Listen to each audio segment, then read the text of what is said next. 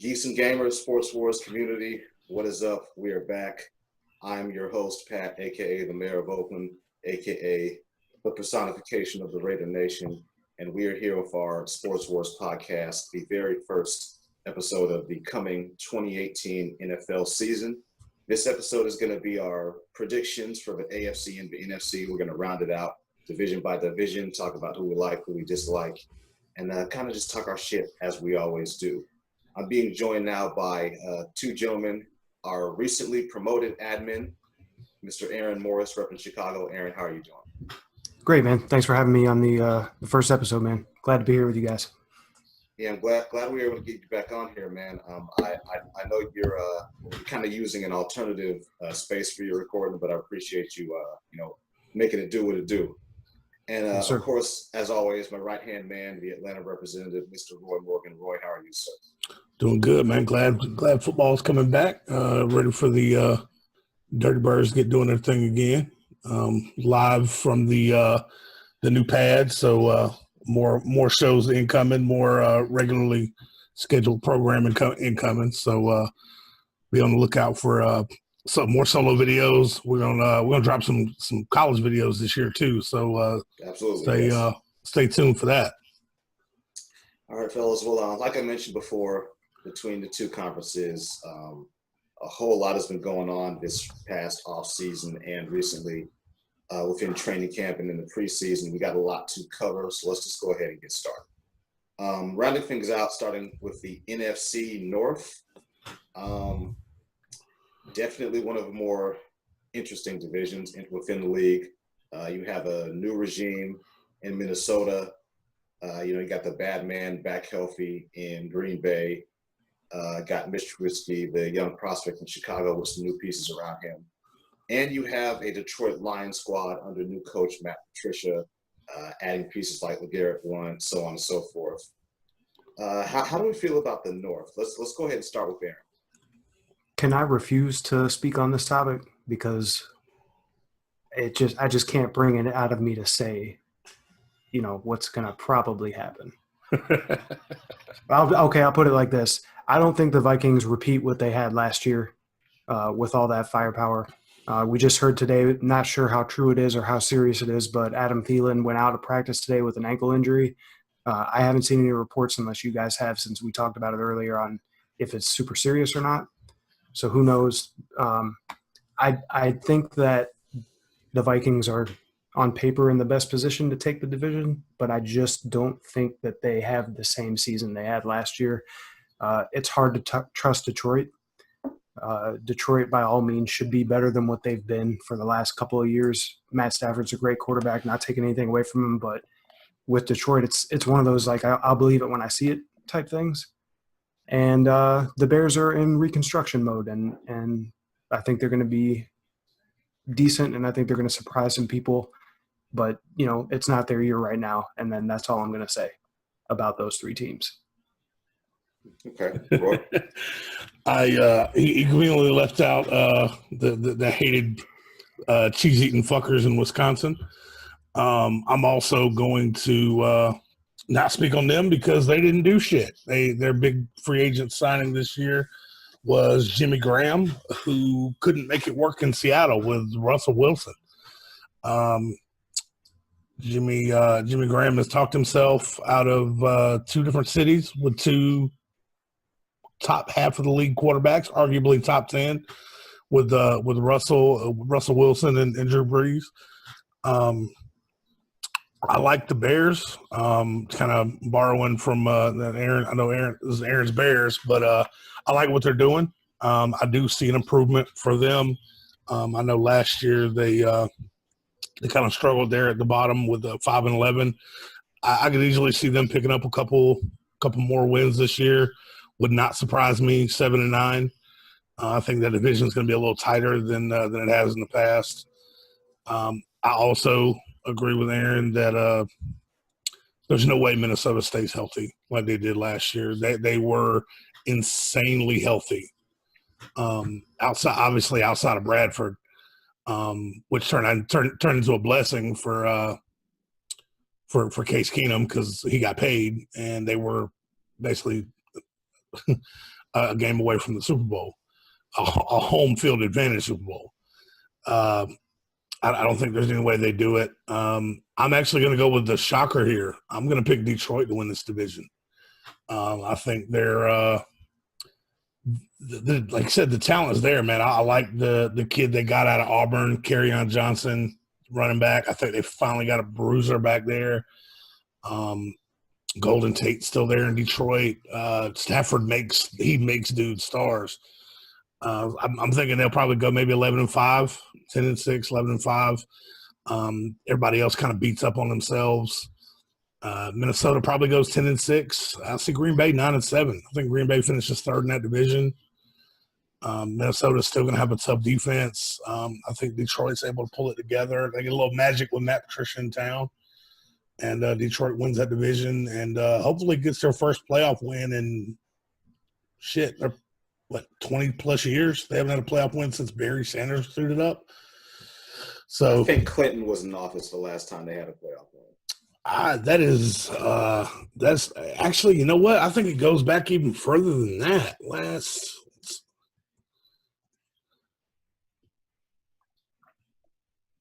see. The last time that Detroit had a playoff win. Let's a little fun fact here of what was everyone doing in 1991? It was in 91? 91. The 1991 playoffs, their last playoff win was against the Dallas Cowboys. Wow, so actually it wasn't even Clinton yet. It was HW.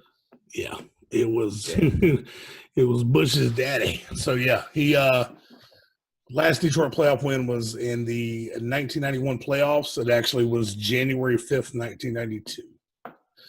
So wow. they I think Detroit probably ends that this year. I really like Stafford. I'm picking Detroit to win that division. Okay. Well, as you guys and some of our more dedicated audience members know from the last major NFL show we did on here, with myself and Griggs and The Rock, I'm hanging my hat on Detroit to be probably the most improved team in the league as a whole. Now, granted, within the division, they are not facing easy competition anywhere. You know, I know a lot of people want to be down on Chicago just because they've gotten used to the Bears not being good, but the Bears are a franchise that is absolutely headed in the right direction. And I'm not saying that to try to, pander to my homie Aaron because he's on the show, like legitimately. You might not be aware of all the, various names on the roster, but they got some talented cats over there in Chicago. But in any case, you bring over Matt Patricia, who, despite the last Super Bowl, has a track record of putting together very competent defenses. You have Darius Slay, who's emerged as like a top 5 corner in the league. Various other guys who are contributing. Like Detroit's roster is not bad, and it hasn't been bad over the course of like the last 4 or 5 years. I mean, in the minds and opinions of a lot of people, they got hosed in that last playoff appearance against Dallas. If there was any time for them to really make a push to do something, it's this year. Because Green Bay, like you said, everybody is aware of how much I'm annoyed by Green Bay's lack of aggression in the free agency market. And Minnesota, I mean, it's new coordinator, new quarterback.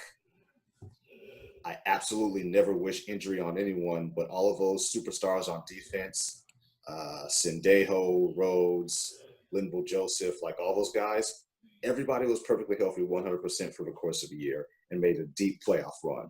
So their season was longer than damn everybody else's. I just speaking realistically, like you guys say, I have a hard time seeing that happen again. And if you lose so much as one, much less 2 or 3 of those guys, now the whole complexion of your assortment is looking different, and they have a brutal, brutal schedule.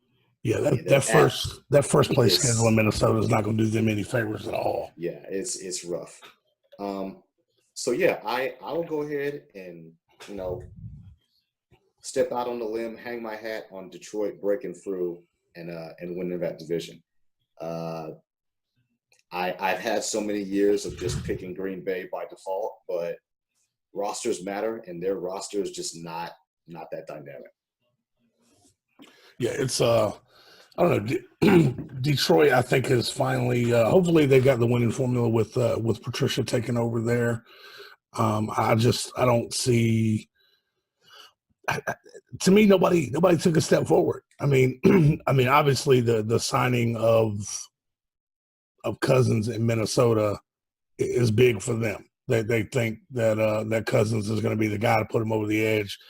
And apparently Cousins thinks it too, because the report just came out that he turned down a $90 million contract from the Jets.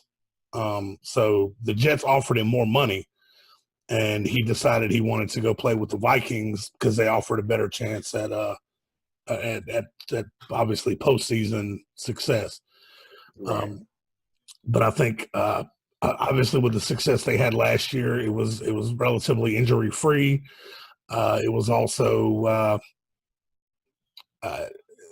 pressure free because nobody expected that. Nobody expected Right. Minnesota to do what they did.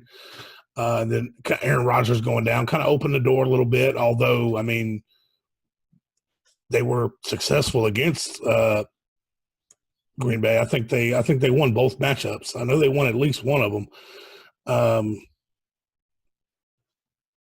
Let's see. Yeah, they beat Green Bay both times.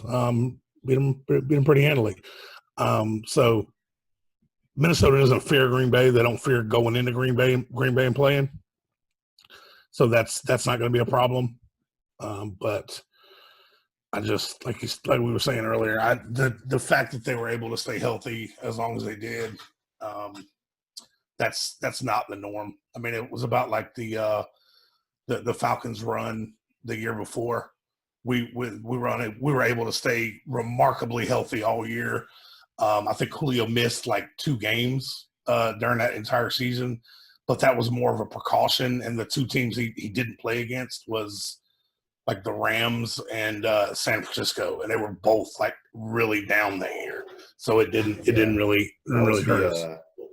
I think that was the last year of Jeff Fisher with the Rams, and that says everything that needs to be said about that. Yeah, they finally got enough of their 7-10, or was it 6-10 bullshit, or 7-9 bullshit is what he was. Finally. So. But yeah, man. In any case, speaking of the Falcons, we are going to go ahead and segue right on down to the NFC South. So another just gauntlet of a division, probably more so than the North. Now that we all think about it, you have Atlanta under Sarkisian year 2. So a lot of the kinks and the awkwardness of the prior year, I expect to be running smooth. You have Carolina with new coordinator Norv Turner and a pretty stout front 7 defensively. You have the Saints, who in the minds of many are poised to make a Super Bowl run. They got Michael Thomas, a young emerging superstar at wide receiver, and 2-headed monster running back set, a refreshed defense led by Cameron Jordan. And then you have a dumpster fire over there in Tampa calling themselves the Buccaneers. They stole their swag from another Pirate team. How do we feel about the South? Let me go ahead and, of course, start with Roy. What are we thinking here? I mean, the NFC South was obviously the toughest division in football last year. We had 3 of the 4 teams in that division make the playoffs. From top to bottom, I mean, we were separated by 1 game. New Orleans and Carolina both finished 11-5. Atlanta, we finished 10-6. I think the majority of that was kind of growing pains with Atlanta and obviously Sarkisian's new offense. We ended up splitting the series with both New Orleans and Carolina. So, I mean, they weren't really able to gain any ground. Obviously, New Orleans swept Carolina. That's what allowed them to be 11-5 and tied with Carolina, but also getting the division championship. Drew Brees is another year older. Carolina, I mean, they drafted was it DJ Moore out of Maryland, the kid who got clocked going 116 in like a 55-mile-an-hour zone during training camp. So I joked around that they did draft him because he was fast. They just weren't counting on him doing that in the car. Obviously, I'm gonna go with the homer pick here, but I don't think it's strictly because it's a homer pick. I don't think there's any team in the league as talented from top to bottom as Atlanta. And like I said, I know that's going to come off as a homer pick. Offensively, I think we have the deepest set of wide receivers in the league. Obviously, what needs to be said about Julio Jones? There's nothing really that needs to be said. Mohamed Sanu. Sanu is a solid number 2 receiver who's going to be making that transition backwards because our number 3 receiver is the guy we drafted in the first round this year, Calvin Ridley. Matt Ryan actually joked around the offseason that he feels like an honorary Alabama quarterback because he has 2 of the most prolific Alabama receivers of all time in his offense.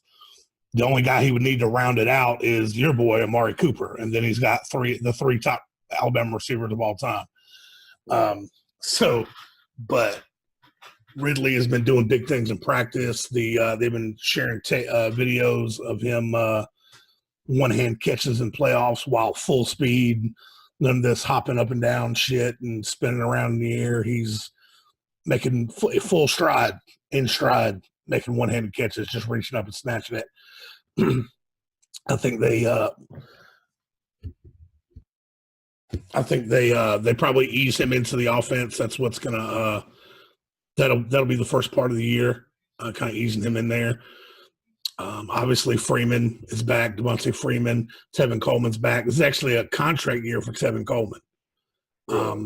So Coleman is he's playing for his next contract. I don't, as much as it breaks my heart, I don't see him back with the Falcons next year.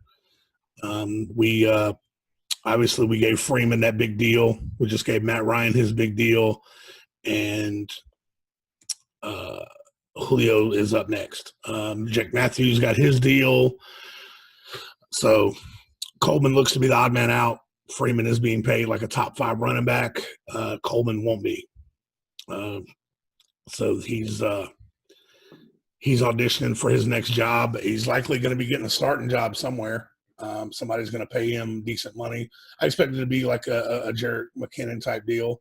Wouldn't be surprised if old Kyle Shanahan decides to roll the dice on him out in San Francisco. Scoop him up. Yeah, I mean, with them, obviously he's familiar with the offense. He did great in that offense with Shanahan. Would not be surprised at all if Coleman walks. I don't see a way for us to keep him and to also start getting these defensive players signed. I think the Falcons probably end up. I think the Falcons, like I said, I think the Falcons are going to be a 1 or 2 seed in the NFC this year. The everything's coming together. The talent's there. The defense during that Super Bowl run was extremely young, and we were missing arguably our best player in Desmond Trufant. Now everything's starting to come together. You got Neal, you got Jones, Deion Jones, Grady Jarrett, Takk McKinley is in year 2. Vic Beasley is moved back to defensive end. I think our defense is going to be the best it's been probably since the very first Atlanta Falcons Super Bowl run in '98. So I think the defense is going to be crazy. I just don't see talent-wise anybody else in that division that can hang with us, top to bottom. Yeah, no, it's going to be a tall order, and that's definitely a team and an organization that has very, very lofty goals. Aaron, I know collegiately you're a big Alabama fan. So what are your thoughts on the NFC South?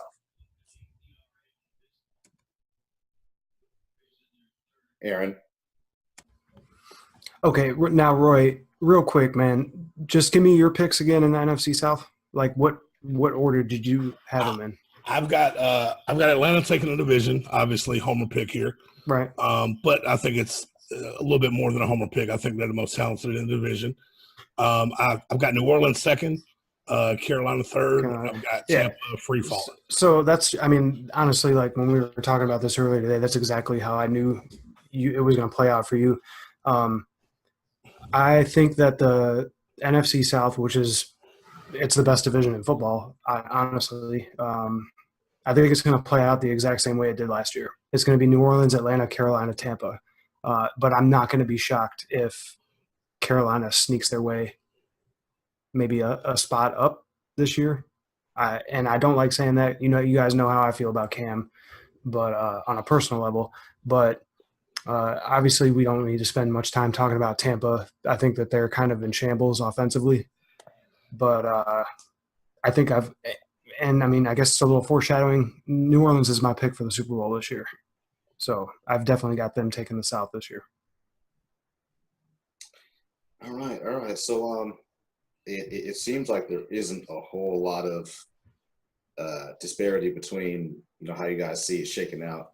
I mean that NFC South though, it's so tight. Like it wouldn't surprise me any Carolina, New Orleans, or Atlanta. It could go any of those three ways. Yeah. I think there may be one, maybe two games separating first from third at the most. Yeah, those in division competitions throughout the course of the season, particularly in the later half, when attrition and fatigue kind of starts to set in early, it's going to be a battle, man. It's going to be a complete gauntlet. I mean, myself, I do have the Falcons taking the division championship, but I think that the margin is going to be very, very narrow. Like, I think it might be they might even end up with really, really similar records, and then there's some sort of tiebreaker to give a nod to Atlanta. Second place, I do have New Orleans. I'm a big fan of Michael Thomas. I think with Marshawn Lattimore and the safety, like the safety who missed that tackle in that game against Minnesota.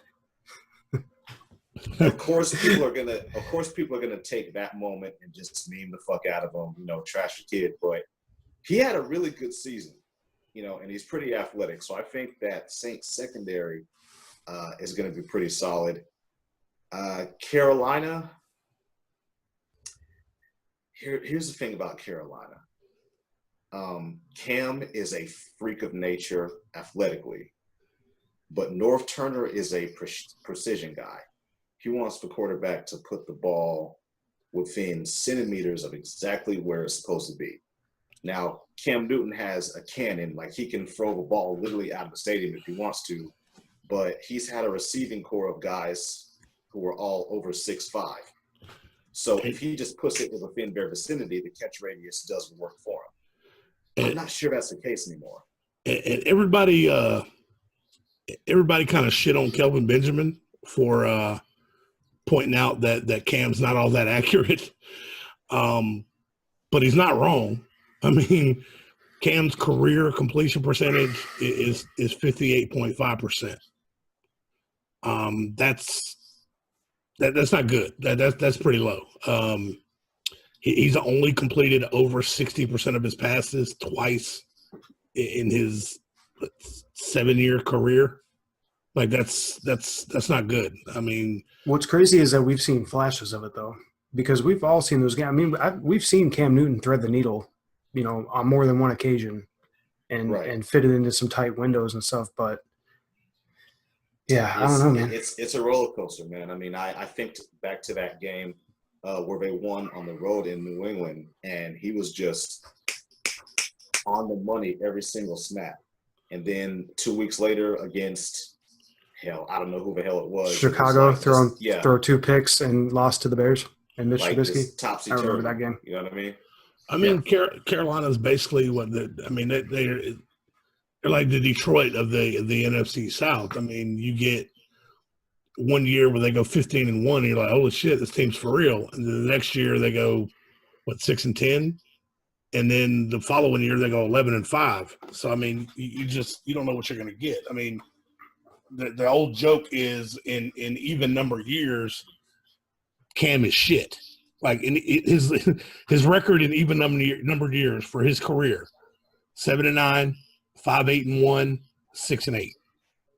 Whew. Odd numbered years, excluding his rookie year. His rookie year, he was 6-10. But let's not forget that was a bad team that had the first pick in the draft. Even number years: 12-4, 15-1, 11-5. So, and they can't pull that. He's got a new coach here and there. No, I mean, hadn't Ron Rivera been his head coach his entire career? Yeah, Yep. no, he's had Riverboat Ron as the helm of the operation. Riverboat Ron, you mean Super Bowl winning champion with the 85 Bears? Hey, I didn't say he didn't win the Super Bowl, but I mean, people call him Riverboat Ron. Just to reiterate my picks, because you guys both have Atlanta. This is Drew Brees' last season, and I think he does everything in his ability and power and will to make one last push for the bowl. I mean, let me preface this with I respect Drew Brees, but his numbers across the board last year were down. Drew Brees had the fewest touchdown passes last year that he's had since 2003 in San Diego. And he only had 11 that year, and they were 2-9. Everybody's got tape on Kamara now. He's not going to surprise anybody this year. They've had teams have had a full year to look at that offense. Kamara and Ingram.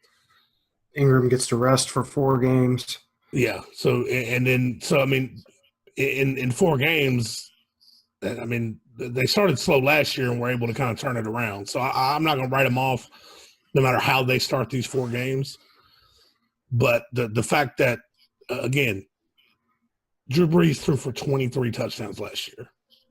That's crazy. We're looking at his career touchdown numbers. I mean, that was last year was the first year he threw under 33 touchdowns since his second year. I mean, it was still enough to get them to the championship game. I mean, they had a lot of players that nobody had tape on, that nobody knew how to. I mean, Lattimore, nobody knew how good he was. Don't get me wrong, New Orleans had an insane draft last year. Their draft was one of the best I've ever seen. They hit on pretty much all of their draft picks. As much as I hate to admit it, and we're going to go ahead and move on in a second, but as much as I hate to admit it, even though he's a dickhead, Sean Payton shipping Cooks to New England to get those picks to add the guys he added, ultimately it was a smart move. I mean, it looks smart now because they hit on those picks. If he fucks those up, I mean, it's rare that any GM or head coach hits on those picks the way hits on that many picks in one draft. I mean, it makes him look like more of a savant than what he probably is. Yeah. But, that's how it goes sometimes. In any case, as we move on into the NFC East, of course, we have a very big piece of news that we're obligated to cover. Giant star wideout Odell Beckham Jr. finally landed his long-awaited new deal with the New York Giants and inked a 5-year, $95 million contract with $65 million guaranteed, thus making him the highest-paid receiver in the league. Now, on top of securing Odell, the Giants stole Nate Solder to cover Eli's blind side from New England. They drafted Saquon Barkley, and they already were working with a pretty solid defense. However, they are in the division with the Super Bowl defending champion Philadelphia Eagles, who themselves added Michael Bennett and Haloti Ngata to an already monstrous defensive line. The Cowboys, and by all normal measurements, are in a rebuilding stage, even if nobody wants to kind of recognize it for what it is. And the Washington Redskins made a lateral move by adding Alex Smith. Not a whole lot of fanfare there. Let's go ahead and start with Aaron. Aaron, what are your thoughts on the NFC East? I've got a hot take. Uh-oh. Fuego take. I'm taking the Cowboys. What? Taking Please the Cowboys to win elaborate. that division. The Cowboys aren't as terrible as we like to poke and make fun of them, for being. Zeke is behind that line. Zeke is top 3, 4 in the league, right? Running back behind Correct. the best line in the league, basically. The Giants have no O-line. Saquon Barkley, as Roy likes to call him, is who? Reggie Bush 2.0. Yeah, Reggie Boy. I don't know why. I don't know why the stock is so high on this guy his rookie year, behind no offensive line. He could very well turn out to be a great running back in the years to come. I just don't think it's this year. I don't think that the Giants' defense is as great as some may think they are. They're good. I don't think it's hard to tell with Philly. I lean more towards what Roy and John and some others have said, where I don't think that anybody's afraid of Philly. I definitely don't think Philly has a repeat, run to the Super Bowl this year. Looks like Carson Wentz won't be back until week 3 as of right now. Last I heard, Nick Foles has gotten a little banged up during preseason, so we'll see how that all plays out. The Redskins are the Redskins. I don't really know what to say about them. They have no receiver. Crowder is their best receiver. They've got 2 injured running backs. So, I don't know. I mean, Redskins take last place in that division with or without Alex Smith. But I think I really do think the Cowboys could pull out a playoff run. I don't know how far they run in those playoffs, but I think they get there. Interesting. Well, and we'll see. And I know that a lot of that hangs on Dak Prescott. They added Alan Hearns, not the greatest receiver in the game, but he's not the worst. So he's a solid piece. Yeah. Roy, I'm sure you have a interesting rebuttal.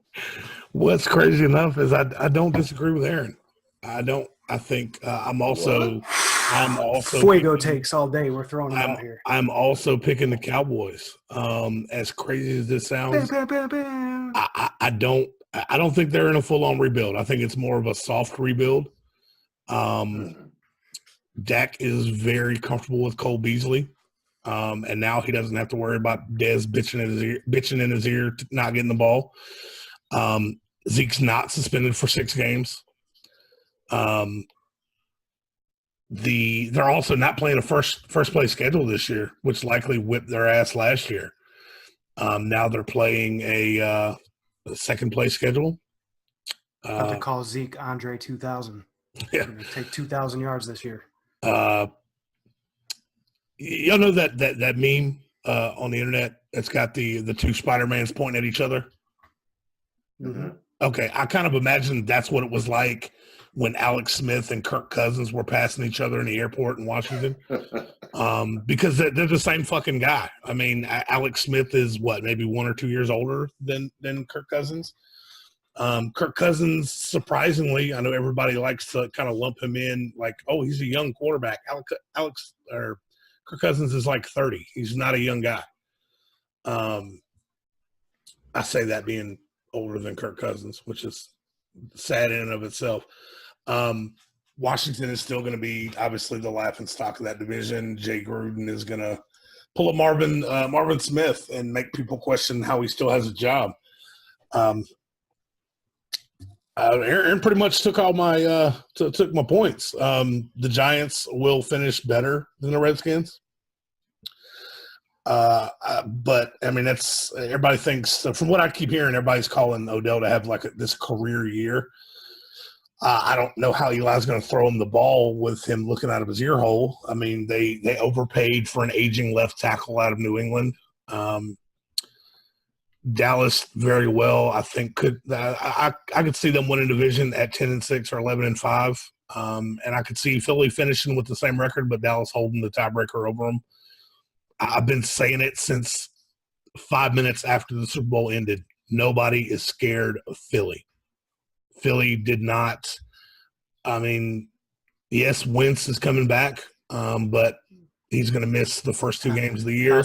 How many games is their number one receiver going to miss? Apparently, I just saw the report here. Jeffrey's also going to miss those first 2 games. So, of course, my Falcons are loving this because we're going to shit all over that Super Bowl celebration on Thursday.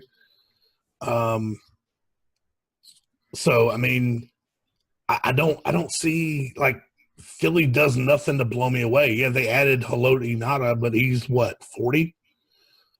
Michael Bennett is on the wrong side of 30 for a pass rusher.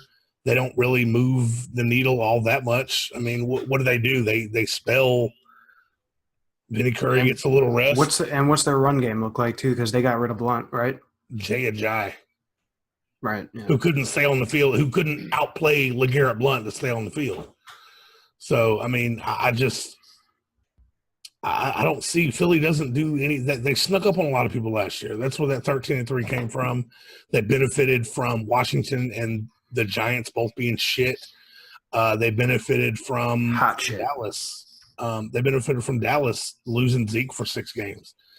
Think about it. If those 6 games, what was their record during that?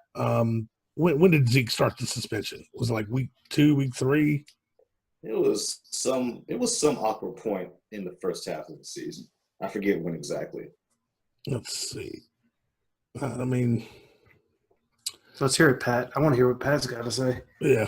So he's been giving us the look like he's never going to invite us back on. I can imagine what the conversation is going to be like when this podcast hits the when this podcast hits the group. And all these Cowboy fans who I've been bagging on all year hear me pick the Cowboys to win that division. Available on iTunes and Podbean. Okay, so this is one of those rare moments where I'm going to go against both of you guys. I don't think the Cowboys are doing much of shit this year, and I'll explain to you why. Dak is a guy who has been the glue to hold an otherwise chaotic organization with an increasingly senile and out of touch owner in Jerry Jones. Now, as soon as I say that, people are going to look into it from a football standpoint. They're going to look into it from all the various political stuff that's going on within that organization. You can take it however you want. You can skewer it however you want, but you have chaos at the top, and you have the quarterback with all of this other pressure, all this other shit going on. Now, granted, yeah, Dez is out of town. That's one pain in the ass you don't have to deal with anymore. But we still don't know for sure where Zeke is in terms of his maturity. I mean, if he starts having issues all over again, like he's going to find himself resuspended, depending on what the nature of the issue is. If he slips up, hopefully he doesn't. Like, if he gets into another situation with a young lady, like, correct me if I'm wrong, but doesn't the new domestic violence policy basically state that, okay, if you fuck up once, it's a major suspension. If you fuck up twice, you're done. And just from an overall roster standpoint, I mean, they have a bunch of pieces that are okay.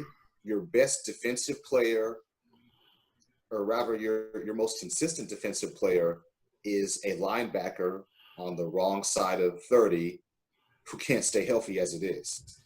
Like, outside of the young, good pass rush, like, the linebackers aren't really that great. Their secondary is, at this point, a bunch of kids who are still wet behind the ears. And have they really shown a great propensity to develop defensive backs like the Seattles and Minnesotas of the world? Not really, no. As far as Philly goes, I put a lot more – I got to admit, I put more stock into Philly than you guys. And it's not to say that, your points about how the nature of their season last year aren't valid, because it is. Nobody is going to sleep on the Philadelphia Eagles now like they did last year and, hell, damn near every other year of their history.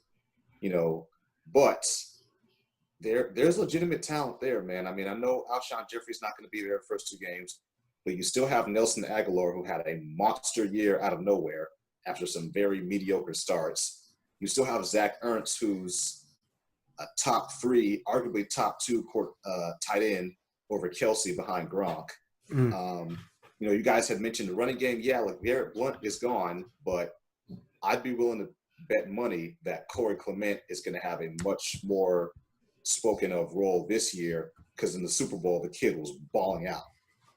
The pass rush isn't young, but I feel like them adding all those pieces is for them to continue their formula from last year of having a lot of depth and a lot of rotation. That's how they were able to stay fresh throughout the course of a long season, and to stay fresh even up at the end into the Super Bowl, so that when the opportunity was there, they could finally put their hands on Brady and basically wrap the shit up. So I don't think they're going to beat Atlanta in the week 1 opener, but I do still see Philly squeaking out a division title. As far as how we're going to fare in the playoffs, I think that's going to be a much, much different story. So in terms of postseason, I think I'm a little bit more in line with you guys. But for the regular season, I have a hard time seeing Philly falling off that far. So you're taking Philly for that division? I am. I have the Giants as a second place. Trash. Oh man, I'm not sure Trash. I'm ready to give them a wild card just yet, but I do think they are going to at least double their win total from last year. And then, to be honest, like in terms of the inconsistency on the roster and all of the noise and extra shit at the top, Dallas and Washington might be a coin flip, in my opinion. man. All right. Mm-hmm. What is next? Because that was a nice that one. was a little bit of contention there. But now moving out to geographically my neck of the woods, we got both of you guys' favorite division featuring your favorite team, the NFC West, which is, of course, the home of the Seattle Seahawks. You guys know I'm a big fan of Russell Wilson, but he is on an island with Doug Baldwin and those two Griffin brothers and a bunch of guys besides that.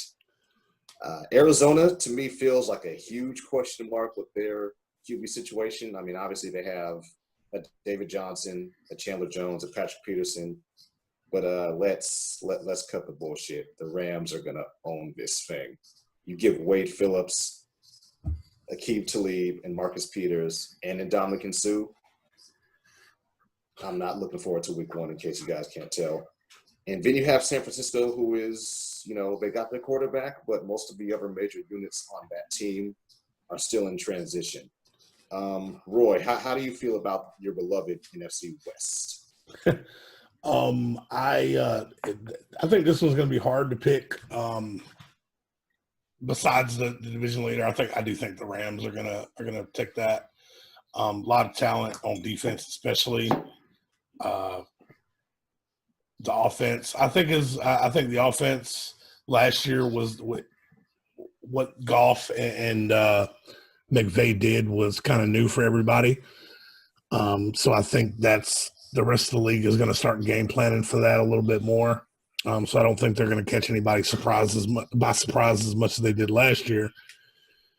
But as like the Cardinals, the tough thing with the Cardinals is I looked at them like I look at the Giants from last year. It would not surprise me if they went 11-5. It wouldn't surprise me if they went 5-11 either.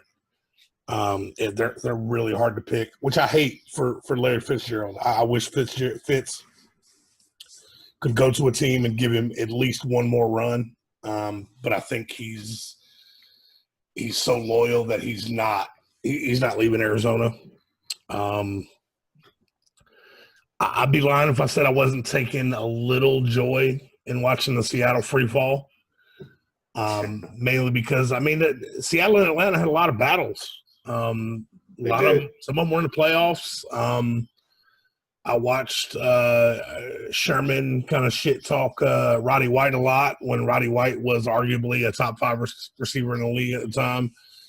A lot of contention there between the Falcons and the Seahawks, and that's mainly where mine lies. I don't like Pete Carroll. Fuck Pete Carroll. I don't like him at all. I do feel bad for Russell Wilson. He is by all accounts, he's a good guy. He does good stuff in the community, does good stuff with kids. I mean, shit, he's on Nickelodeon all the time. But I think all the ass whippings that Seattle handed out a couple years back and all the shit talk, all the guys that did that are mainly gone now. And now Russ is wearing that jersey, and he's going to be the one that's going to be taking the beat for it. And that's kind of shitty. Like if Crocsboy was here, because he's always talking about Seattle's politics. Yeah. Really, the only person who kind of delved into that shit was Michael Bennett, and he's gone. And the main shit talker from Seattle was Sherman, and he's gone. So I feel like a lot of the perpetual I hate Seattle people outside of competition need to take a step back and check themselves. Aaron, how do you feel about the NFC? That was the first thing I was going to address, because when you started this topic, you said to both of us, kind of joking about our favorite team, Seattle. I've never said anything bad about Seattle. I think you had confused me for a different Yakubian, but I have no ill will towards Seattle. I don't care about Seattle at all. They mean nothing to me. Roy, I tend to agree with Roy about Russell Wilson. Seems like a good dude. Let's not leave out the fact that he's constantly on social media taking whack pictures with Sierra, doing all types of wild, ridiculous shit, wearing stupid clothes. He's a cornball, but he's a good dude. I got Rams, Cardinals, 49ers, Seattle. And the only reason I have Seattle, what you said, I think your exact wording was, by all accounts, Seattle, is in rebuild mode. But are they? Because it doesn't seem like they're rebuilding anything. It seems like they lost a lot of pieces and they didn't do anything at all to recoup. I think that Carroll, just his ego won't let him say, oh, yeah, we're rebuilding. I think he's kind of putting off the inevitable. I don't see Pete Carroll making it out of this year. Either he's going to resign and run away while the ship is sinking like he tends to do, or he's just going to get fired. Another bonus points. I don't think there's any way that Russell Wilson plays all 16 games. There's no way.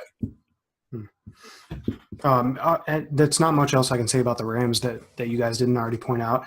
On a personal level, I think Todd Gurley is the number one running back in the league this year. San Francisco, I just don't believe in their offense besides Jimmy G. I mean, he could very well be a great quarterback for them. Receivers-wise, who's their best receiver? Pierre Garçon. That dude's staring down 40's door, right? Yeah, everybody keeps giving San Francisco all this credit, but who's their offense? I don't know. I don't even know who they – their big free agent signing this year was Jerick McKinnon. Right. So, who couldn't crack the field. Like, Minnesota was so confident in him that they drafted Dalvin Cook and signed Latavius Murray. Yeah. Yeah, and Aaron, thank you for correcting me. There's so many Seattle haters in the group that I probably just got mixed up. But in any case, it would be low hanging fruit for me as a Raider fan to come and just shit on the Niners. But to the dismay of many in my fan base and in theirs, I'm kind of past all that bickering between those two. But from a football standpoint, Jimmy G is an excellent new young prospect, but this is our first time seeing him start legitimately. The handful of games when Brady was suspended really didn't count for shit because we all knew his ass was going to go right to the bench as soon as Brady came back. And the other aspect of that same stretch of time, he fucking got hurt. We don't know if Jimmy G is durable. And the fact that he's been in the gym bulking up, I think he's put on 10 or 15 pounds of muscle, indicates to me that he's seen this O-line in training camp and in practice. He's like, okay, my ass is going to take some hits. That's a really big question mark. We really need the 49ers to not do well, because if I have to hear LaRock tell me again how pretty Jimmy Garoppolo is, I swear to shit, I'm going to drive to Pensacola. And then just to I didn't really touch on Arizona. I just said that I have them in second place, but it's hard for me to even say that because I'm very nervous about Arizona's quarterback play. Um, you could talk about Sam Bradford's stats all you want, but he can only provide those stats when he's actually playing on the field and not in a hospital bed.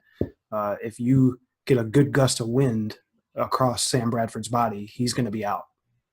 And then Yeah, you're looking at funny, right, yeah, and then you're looking at who Rosen, the rookie they drafted in the first round this year. Well, shit, Rosen is kind of a skinny kid at quarterback too. Right. Now, I think when we did our rookie, draft pick podcast a while back, I liked Rosen and I was high on him. I think he could end up being a pretty good quarterback one day in the league. But I kind of roll with Roy on this one too. Like, I feel bad for Fitz, man. Like, I don't know. I mean, how many quarterbacks have they signed or drafted since Fitz has been there? For the entirety of his career, it's been a few. There's a guy that's on a reality TV show right now with his wife that this will be his first league out of the year that they could have called up. He's done with Miami. They could have gave him a call and he could have fit right in there into that situation and aired out a couple of Logan J. Yeah, he walked on the field, cigarette hanging out of his mouth. Him and Fitz connect on a few touchdowns throughout the season. Throw a pick here or there, whatever. No big deal. Hey, I mean, when you whoop Tom Brady's ass like that, a pick here and there isn't too big of a deal. But rounding out the NFC, it's for me for the last few years, it's been the more compelling, more captivating conference. I mean, when you have legitimately anywhere from 4 to 6 teams who could come out of the conference and you wouldn't be shocked, that says a lot about drafting and player development as a whole. But in any case, switching over to the AFC, we're going to go ahead and start with the AFC. Of course, we're starting with the AFC West. I'll go ahead and switch things up and kind of round this one out as a host, and then I'll ask you guys. Okay. The Chargers should win the division. You have a stout defense. You have a future Hall of Famer at quarterback. You have solid receivers, good running back in Gordon. Bosa and Ingram are a lethal duo, pass rush wise. However, the Chargers always find a way to fuck it up. Or it's this blunder or that blunder, or the kicker is some Asian cat, no offense to the Asians, who just can't hit an extra point or a field goal to save his life.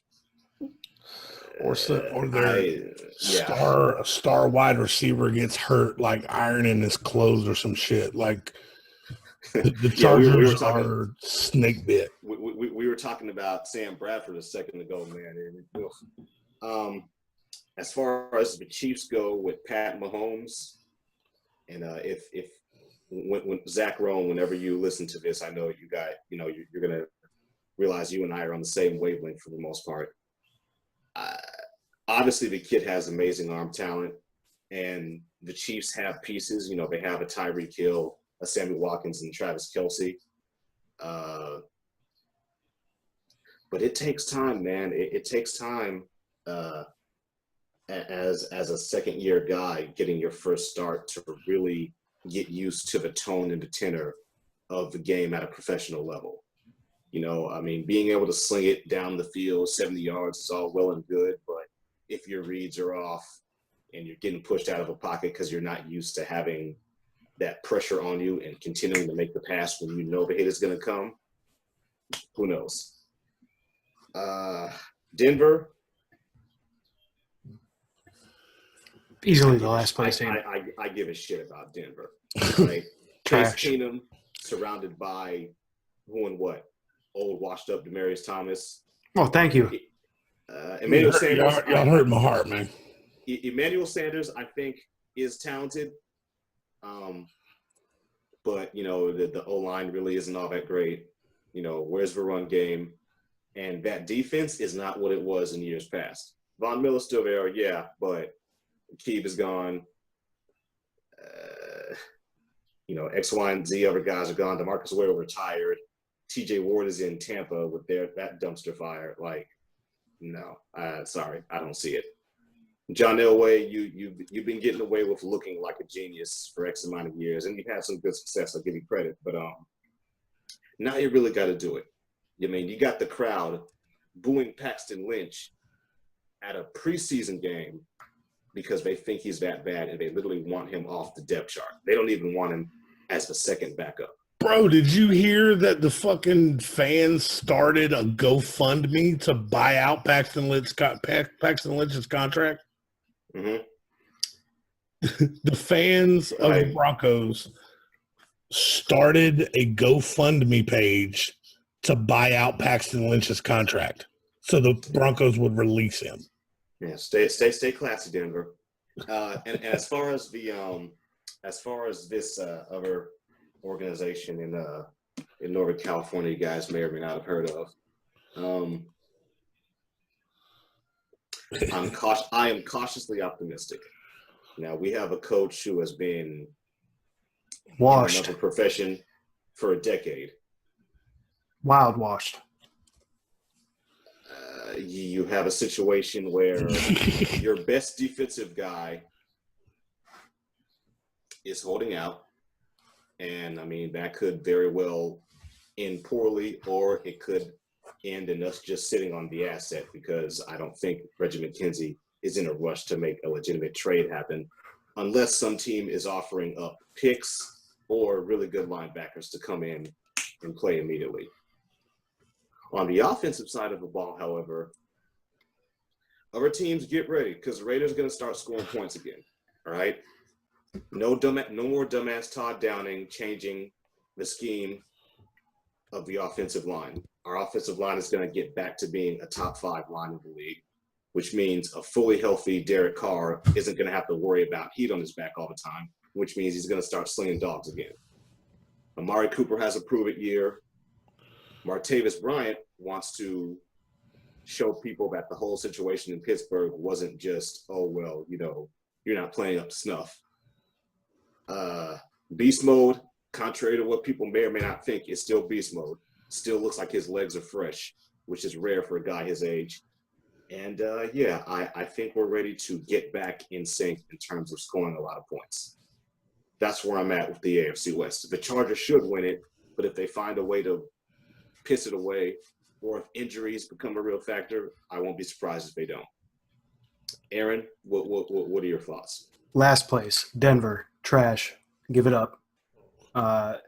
Third place, San Diego.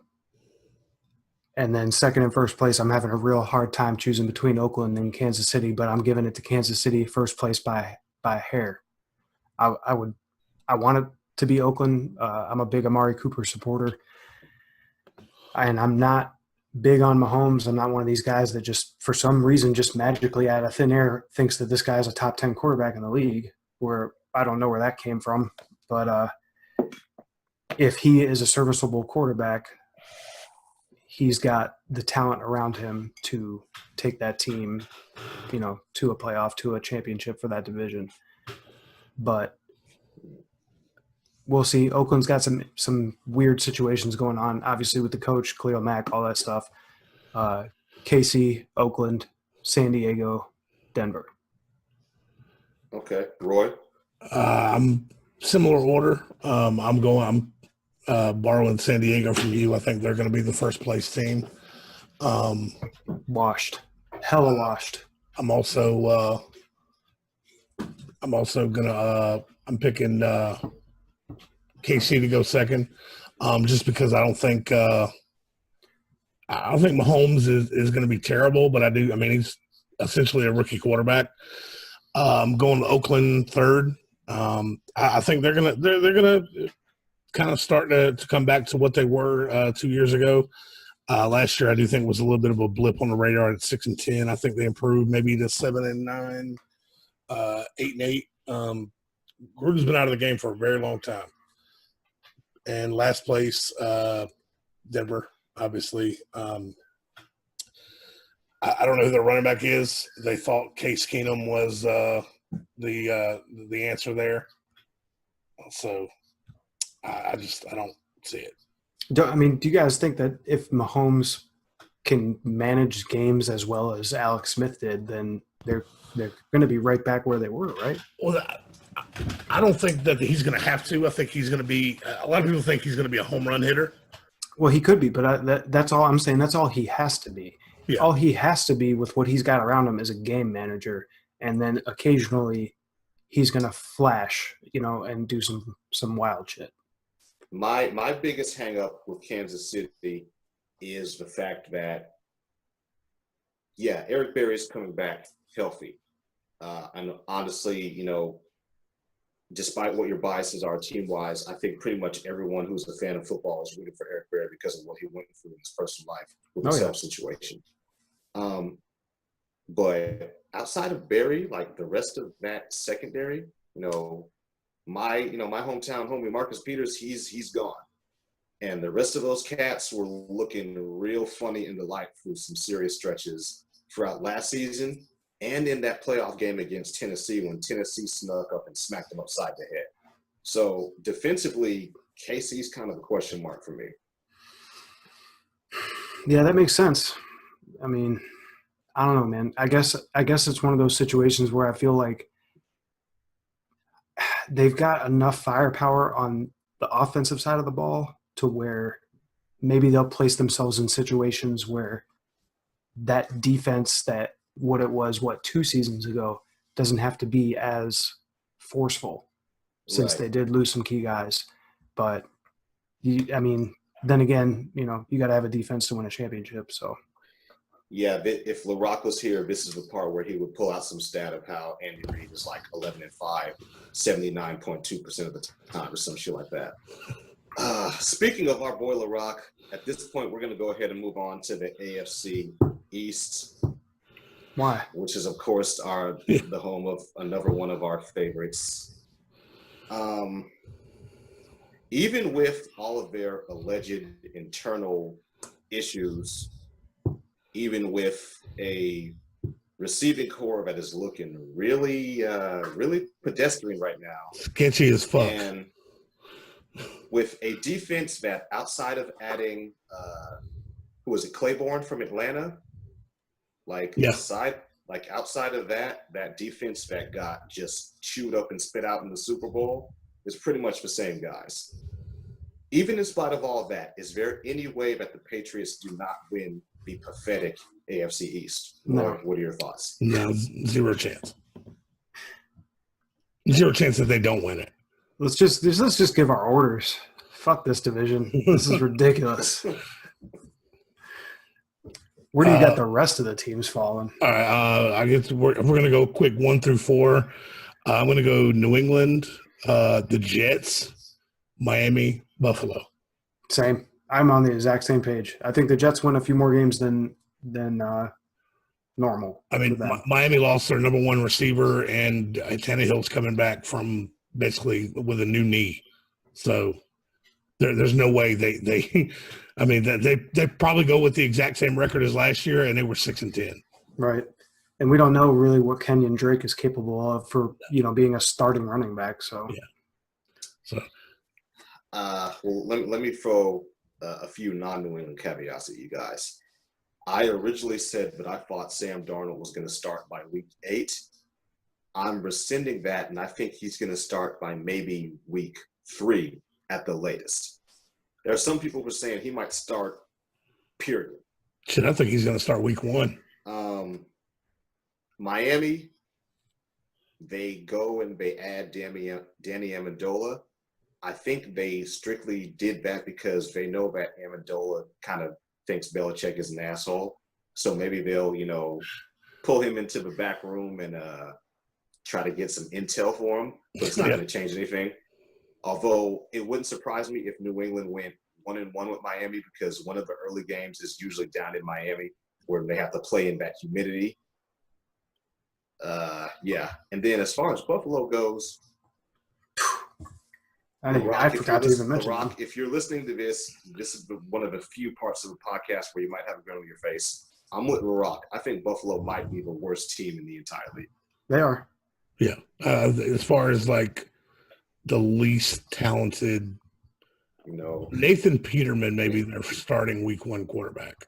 Like the safety Jordan Poyer, I think, is legitimately the only guy who would start on other teams that have elite talent.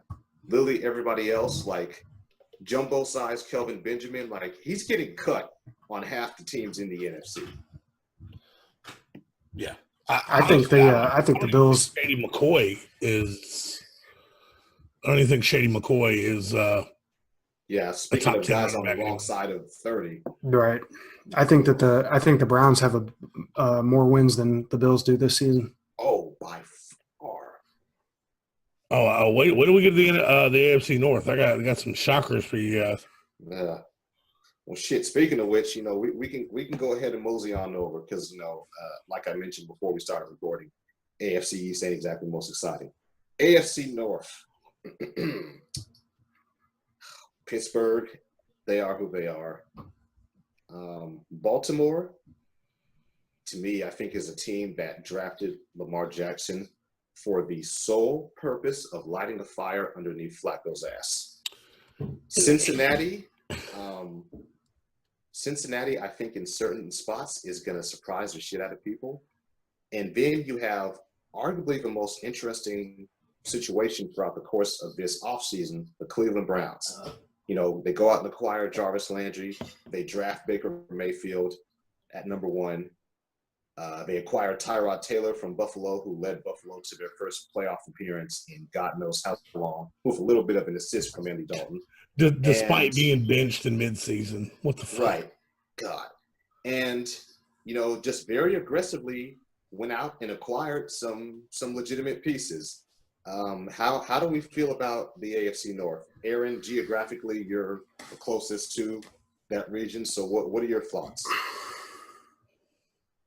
This is a tough one for me, man. All in all, I think the Steelers come out of there as the division winners. And as much as it kills me, I hate the Ravens.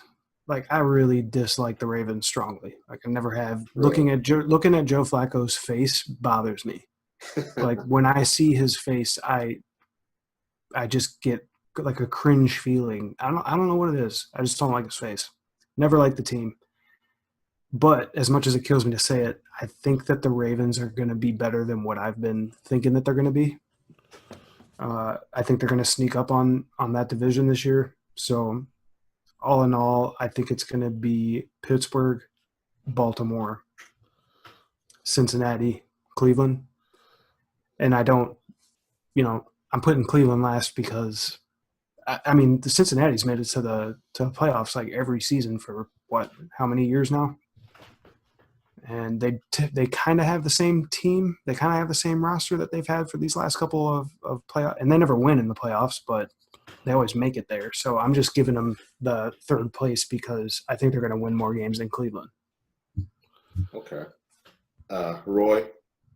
I do think it's Pittsburgh's division to lose. It's not that they're so much better than every team in the division because talent-wise, there's not that big of a spread. No. I am going to go with a little bit of a shocker. I think Cleveland finishes second in this division, but I think it's only going to be like a 7-9 second place. I think Baltimore will finish third. Cincy is going to finish fourth, and Marvin Lewis finally gets fucking fired. Wow. Cincinnati is you're going to have the fans there in Cincinnati beating that drum. I think Marvin Lewis finally gets fired, and I think Andy Dalton's on his way out with him. And Cincinnati truly blows it up. Holy shit. Baltimore, the Lamar Jackson pick, while I understand it, makes no fucking sense to me. Baltimore is not in a position to draft their quote unquote quarterback of the future, the guy to sit and learn, because that's what Lamar is. Lamar is not a week one starter, and it's through no fault of his own. He needs that extra time. His game, the accuracy issues, it doesn't translate. But that drafting a first round quarterback for him to sit for a few years, and what the last time that really worked out well was what? Green Bay drafting Aaron Rodgers to sit behind Brett Favre when they knew Brett Favre still had a couple more years in him. You could, and they were kind of make an playoff argument team. for Steve Young, but not really. Well, see, Steve Young wasn't drafted by the 49ers, though. He was drafted by the Bucs. Well, true, but I mean, in terms of like being behind that, like, Yeah, but iconic guy. But I mean, my thing is like, but when Steve Young was brought in, the 49ers they had the luxury of being, we're still good, so we can bring in a guy that can sit. We don't need to light a fire into the starter. When the Packers brought in Aaron Rodgers, they were a playoff team. Lamar Jackson gets drafted to a team that didn't make the playoffs, that still has a shit ton of holes. I mean, when they drafted Lamar Jackson, there were wide receivers available. Who's a wide receiver on this team right now? Des Bryant has passed twice on the Ravens. Des Bryant is unemployed and has said, no, I don't want to play for Baltimore. And so there are too many needs that they had to address that they passed on for a guy who's going to sell tickets in 2 or 3 years, because Flacco's deal is it's locked in place. He's not going anywhere, and that deal is ridiculous where you're not going to be able to get free agents, so you need to draft guys to put around it. And they used it to draft a 2 to 3 year project quarterback. Now the fans, every time Flacco fucks up, the fans are going to be beating that the let's put Lamar in. Let's go with the Heisman Trophy winner. And you know what they say, the backup quarterback's always the most popular guy in town. And it's by week 8, by midseason, when Baltimore is shit, 3-5, 2-6. By midseason, the fans are going to be screaming for Lamar Jackson. And Harbaugh knows Lamar's not going to be ready. And he is likely going to stay with Flacco, and the fans are going to keep pushing that shit. And Ozzie Newsome is no longer the GM. So whoever's in charge is likely going to be trying to transition to his guy, who is Lamar Jackson, and probably a new coach. So Harbaugh's loyalty and knowledge that loyalty to Flacco and knowledge that Lamar Jackson's not ready is likely going to cost him his job after they go 6-10 or 7-9 this year. I think their defense is going to win them some games this year. I mean, but the offense. Yeah, Baltimore's never really bad defensively. No. Like they have some average, but they're not straight up bad. Pat, what's the hot take of the season? Roy and I picking Dallas to win their division, or Roy picking the Cleveland Browns to take second place in that division? It's going to be a loose second place now. It's going to be like 7-9. Do you want my other hot take? You want my biggest hot take of the so far? Cleveland's going to be Pittsburgh week 1. Cleveland. Okay, yeah, that right there takes it. That's hot. I was gonna say both of you guys picking Dallas to win the East is like pancake hot, but if the Browns knock off Big Ben in week 1, it's Pittsburgh at Cleveland, like 1 p.m. Like fellas, let's all check our credit cards and see what kind of frequent flyer miles so we can fly and cover the parade that they have. Oh no, they're gonna carry Baker Mayfield out on their shoulder. Not Baker. They're gonna cover. It's gonna be Tyrod's gonna start week 1. And Tyrod. Tyrod. They're gonna carry him and Hugh Jackson out on their shoulders week 1 in Cleveland. I hope they have a parade every game they win. I hope they have one for every game they win. You know what? Actually, I take that back. That wasn't the hottest take. The hottest take was you saying that Marvin Lewis might actually lose his job because if Jeff Fisher had nudes of people, we know that Marvin Lewis, like, he's got people's social security numbers and blood types and all kinds of shit. So if they legitimately let him go, I don't know whose house is going to blow up as a result. Well, last but not least, certainly not least, because one of the main stars of this division has been talking a whole lot lately, and I've been loving every minute of it, the AFC South. So the runners-up in the conference, which I'm sure no one saw coming, you have the Jacksonville Jaguars, who they seem to have a chip on their shoulder. They seem to be pretty motivated to let people know that last year was not a fluke. However, it is going to be exceedingly difficult for them to climb to the top of that same mountain because their division is slowly but surely turning into the next ultra-competitive division. You have a Deshaun Watson back healthy with Houston, along with Merciless and J.J. Watt. You have a new look, new regime in Tennessee. They're basically trying to become New England Light 2.0 after Houston. You know, finally giving Marcus Mariota and Deion Lewis and the rest of those guys some play calls from, you know, post-World War II. And you have the long-awaited by Colin Cowherd return of Andrew Luck. Now, that roster in Indianapolis is still pretty putrid, but Luck is a guy who finds ways to get it done. And if you look at his track record when he's been healthy, he finds a way to get over the hump. You got to give it to him. How are we feeling about the increasingly infamous AFC South? Roy, let me throw it to you first. I do. I love Jacksonville's defense, despite Ramsey setting his crosshairs at my quarterback, Matt Ryan.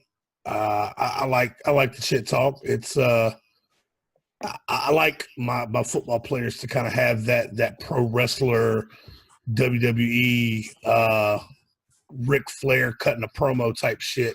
I like seeing that. I used to love when Chad Johnson used to do it.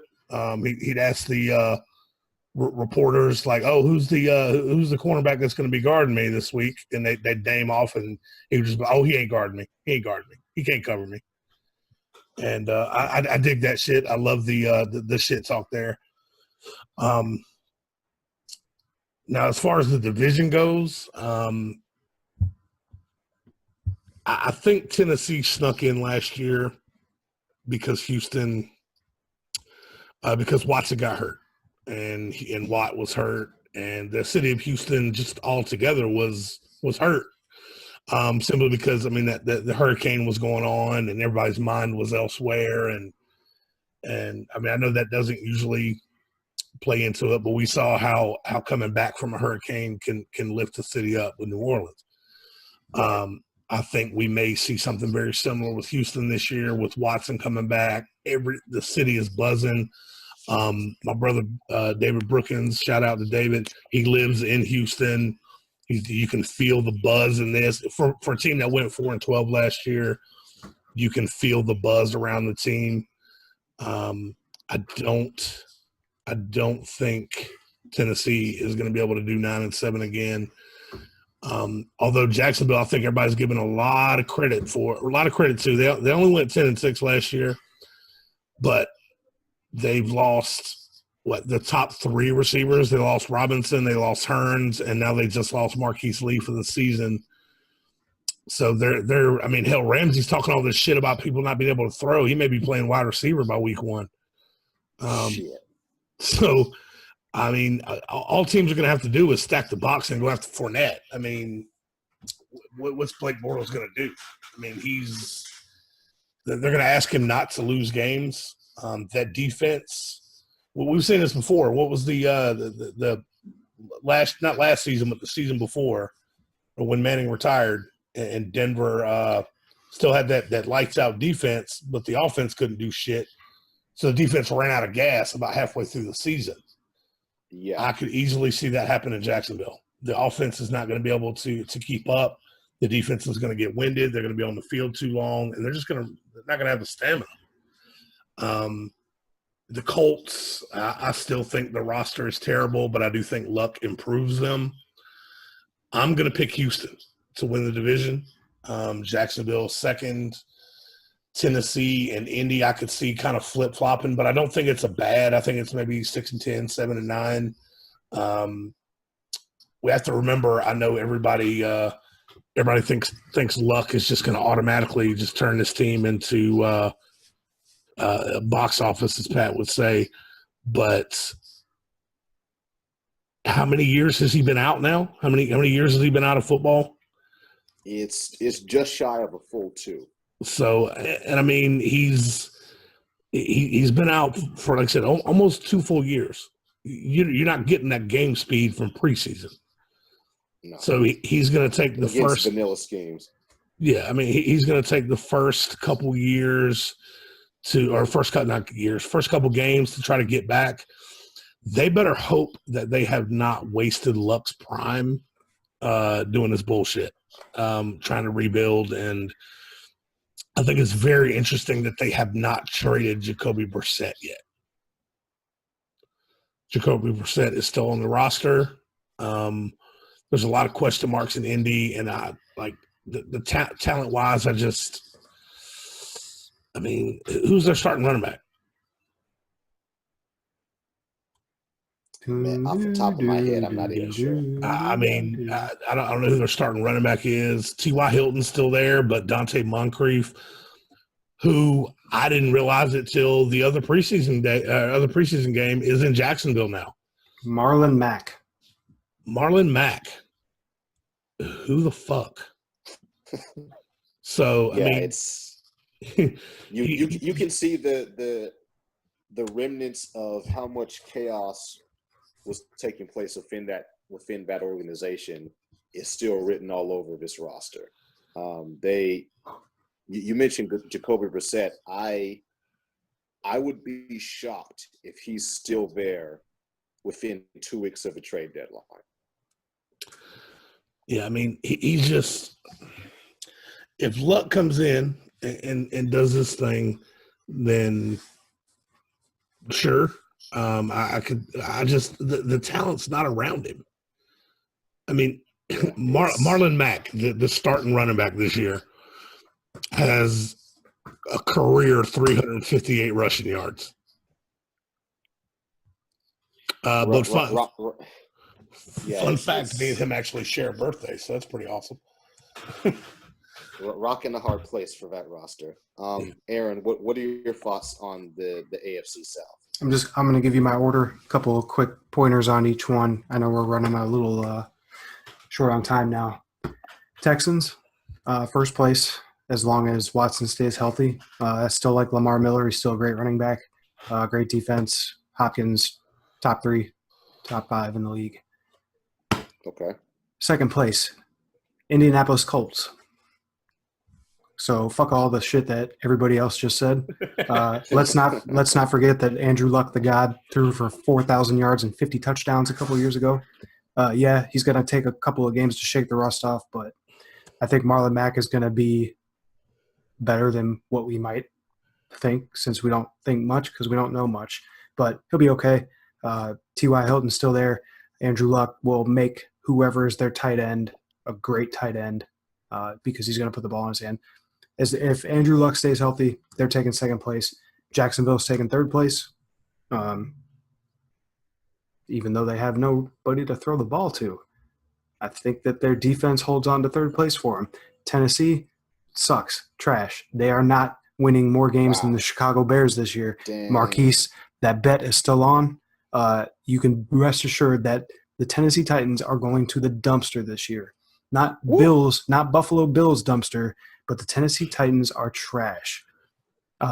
With the exception of Derrick Henry. I love you. If you ever hear this for some reason, I'm not talking bad about you. I think you are a great stand-up human being. Nothing but respect for you. I'm saying the dude, first off, Derrick Henry is built like a fucking like sycamore tree. Like the dude is if you ever want to if you ever want a cheap laugh, look up any photo of Derrick Henry standing next to any other grown man. It will make you giggle. If you look up personally, there's two that stick out as my favorite. One is from training camp this year. It's him and Deion Lewis standing next to Deion Lewis. Deion Lewis is not a tiny guy. He's a regular sized dude. He's like 5'8" and 5'9", and he's like 190, 180 pounds or 200 something like that. He's not a big guy. Yeah. Well, he's not a big guy by football standards. He's a regular sized dude. If you saw him in a bar, you wouldn't be like, oh yeah, he's a football player. That's just a fucking guy.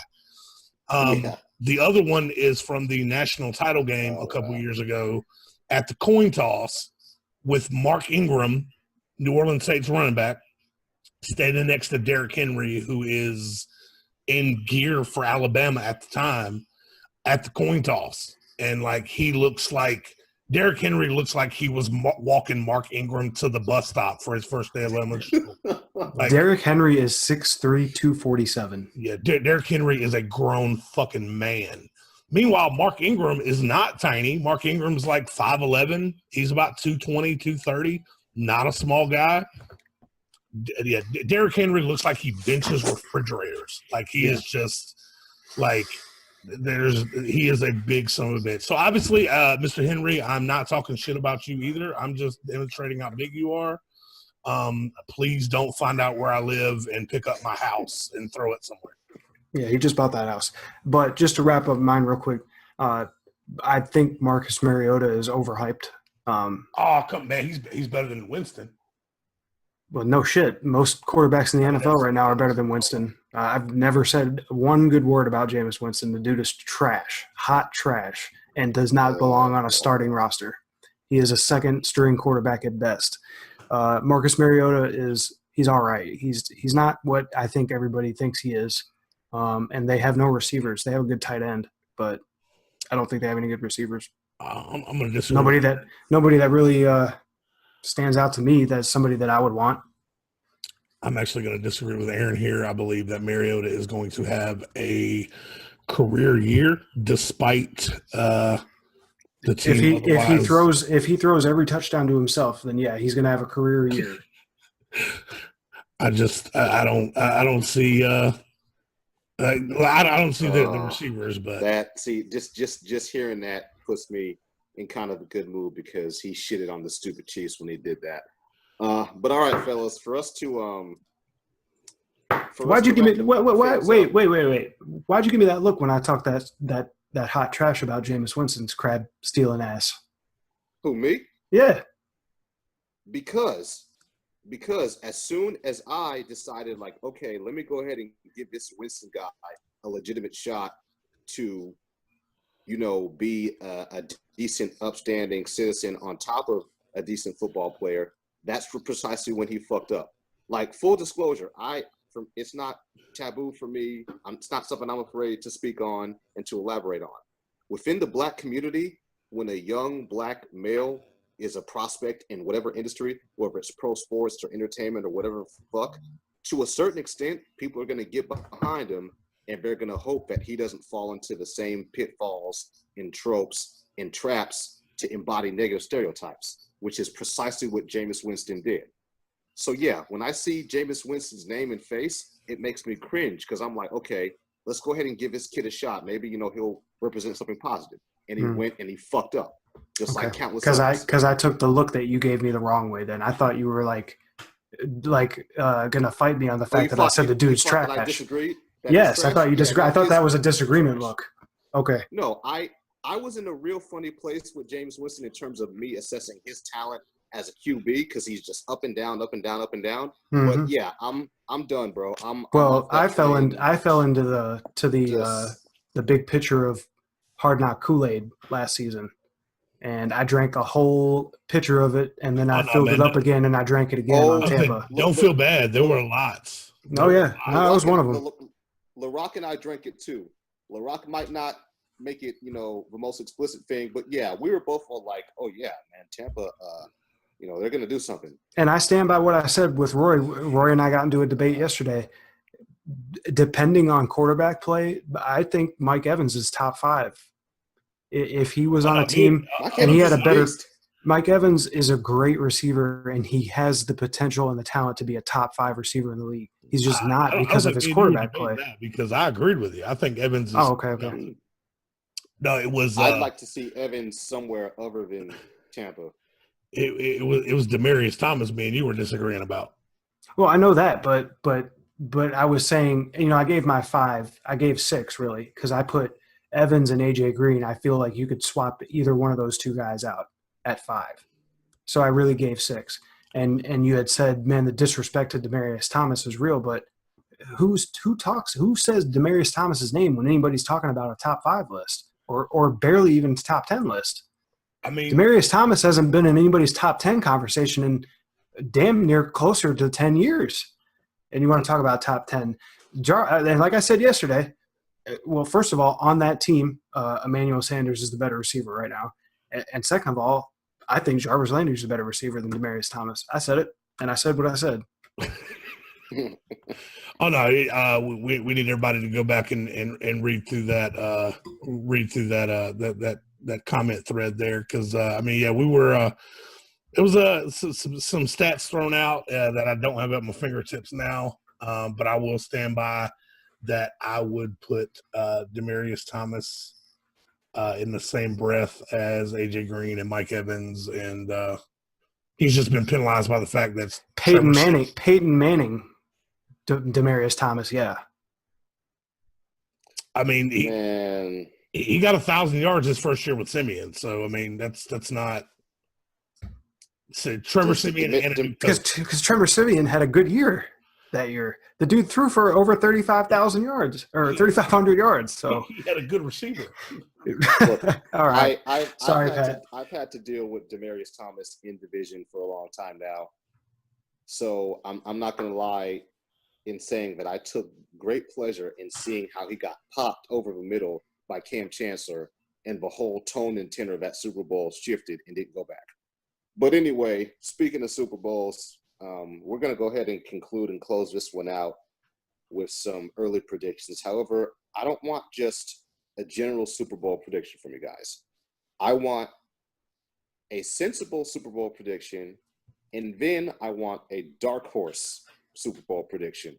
So if you got any curveballs that you want to throw at people in terms of teams getting way further than they probably have any business getting, now's the time for it. So sensible 1, dark horse 2. Aaron, go. Fuck. Sensible. I've got New England versus New Orleans in this year's Super Bowl. Okay. Dark horse, man. I can't. I'm not going to just say something just for the sake of saying, oh, this is a dark. Like, I'm not taking New England out of the AFC Super Bowl representative this year. I'm just not. Not after a year when they lose. The revenge tour is like a real thing for them. They will be back in that spot. As far as a dark horse for the NFC, I can't call it right now. I mean, how, like, I feel like I'm about to throw up, but Green Bay, like, I really feel like acid reflux in my throat right now. But the only reason I would say them, I guess some people wouldn't say, well, that's not really a dark horse. They got Aaron Rodgers, but literally that's all they have is Aaron Rodgers. That's it. Yeah, the rest of the roster is I feel like that's a dark horse because that's basically one man bringing 52 other men to the championship game. So maybe them. I really think the NFC is going to be represented by the North or the South this year. Okay. Roy? All right. My sensible pick is, I think, one that everybody could kind of see a little bit. Atlanta, obviously. But I don't think that's not just a homer pick. That I do think Atlanta, even on the outside looking in, Atlanta's super talented. AFC, Pittsburgh. I see Atlanta versus Pittsburgh in the Super Bowl. It's going to be crazy if Atlanta does make it, because they will be the first team in NFL history to host a Super Bowl game in their home stadium. Dark horse. I'm not going to go completely off grid because the two teams I'm going to pick are two teams that I picked to be division winners. It would just be a fucking insane Super Bowl. San Diego. Or fuck the Chargers, LA Chargers. Fuck I'm outta still here, getting used man. to saying that bullshit. Like I said, it's still. I mean, they're a team I picked to win a division. They could get hot. If they get home playoff games in San Diego, New England has to go to the fucking West Coast. That could be tough.